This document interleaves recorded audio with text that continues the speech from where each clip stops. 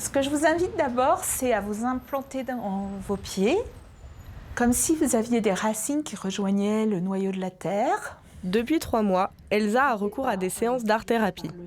Ce qu'on va essayer de faire, c'est de les lier. C'est-à-dire que...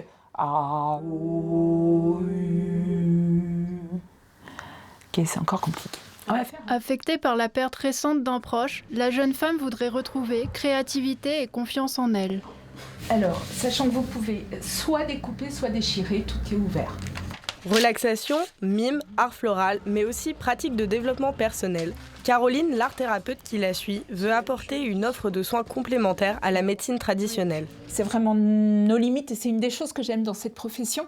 C'est que la créativité est ouverte, il n'y a aucun frein. 1, 2, 3... Chez le psychologue, on va dire qu'on va rester que dans le mental.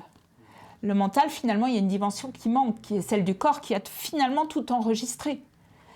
Et ici, vous allez travailler plutôt, vu qu'on travaille l'émotion, ce qui est bloqué dans le corps. Il n'y a pas de jugement ici, il y a de l'accueil. D'accord. De s'exprimer. Et qu'est-ce que ça vous créerait si vous exprimiez? Peut-être de ne pas être accueilli ou un truc comme ça. Vous voulez une autre couleur? Je vous sors combien de... Non, juste deux. Pour quelqu'un, ça va être le sophrologue.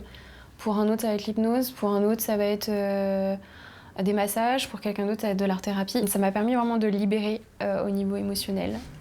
Et de manière surprenante, de me rendre compte de certaines choses qui pouvaient être bloquées encore. Elsa n'est pas la seule adepte de cette nouvelle pratique paramédicale, mais ces méthodes alternatives interrogent. D'ailleurs, la profession n'est pas encore réglementée. Pour autant, l'art-thérapie connaît un succès grandissant.